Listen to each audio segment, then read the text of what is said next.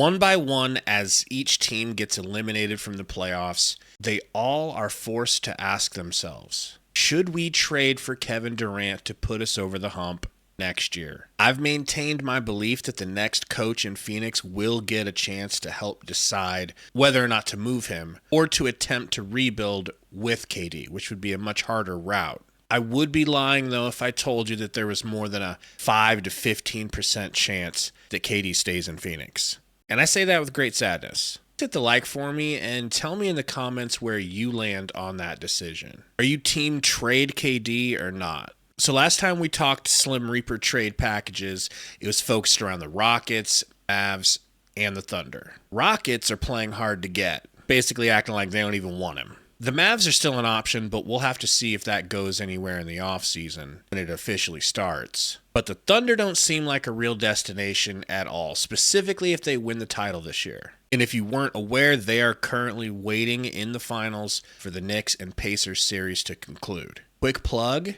we have been streaming the playoffs, so come by and join the chat for Game 6 tonight. If you have been paying attention to the playoffs, you know that the Timberwolves were eliminated in embarrassing fashion. And already, not even a week later, reports are surfacing that suggest that the Wolves are likely to make a serious push to trade for KD. Apparently, they feel they need another alpha along with Anthony Edwards, and most of us that watched that series strongly agree. So I dug into the details and created a few different, I hope, realistic trades to make this rumor a reality.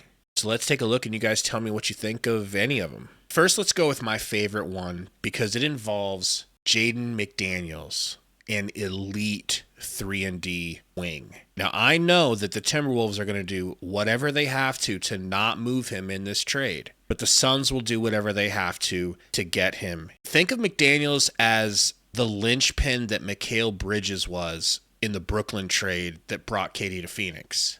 If there are multiple teams coming after Kevin Durant, which it's believed they will be, I think the Suns will be pushing extra hard to say, if you want this deal done, it needs to be this guy. In this deal, not only do I have Dante DiVincenzo and Rob Dillingham to make the money work, I think they fit perfectly on this Suns team, and you might see them in the next two trades as well, because it's really difficult to have the Suns getting what they would actually want in return and to make the money work. I think DiVincenzo would be a great backup shooting guard after we've gotten rid of Beal, who could play deep into games. And Rob Dillingham, though I'll just go ahead and assume is terrible on defense because of his size, is incredible at offense. Having him off the bench and being able to try to develop him into a starter, let's just say he has explosive upside. This gets the T-Wolves Kevin Durant and the majority of their team still intact.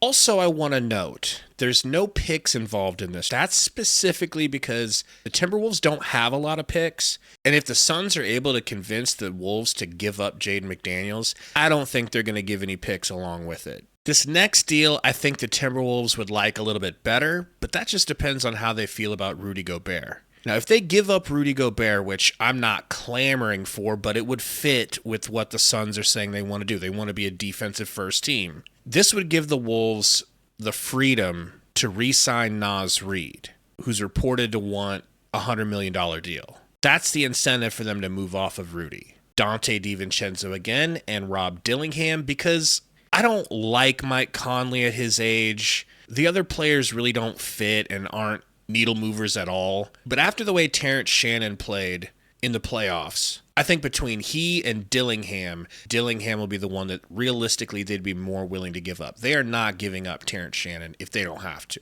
Plus, Dillingham makes more money, and that's a part of making the money work. I swear to God, if one of you plebs gives me shit about these trades. One last thing on this Rudy Gobert trade. This does net the Suns a first, number 17 overall in this season's draft. Shockingly, the Wolves have less picks than the Suns to be trading, so it's really tough to get anything more than a second out of them, and the Suns get that in 2026. All right, the final deal. And this is assuming they will not attach Jaden McDaniels. They will not attach Rudy Gobert. They're not planning on paying Naz Reid the money he wants. And the Suns don't hate Julius Randle as much as I personally do. It's going to cost him picks, though. Of course, I keep asking for Rob Dillingham, but if they're willing for some reason to give up Terrence Shannon, I would accept that as well. But considering we're taking on Julius, I got greedy with picks. But the Suns get their first rounder this season, number 17, again, the same 2026, but then another second rounder in 2029.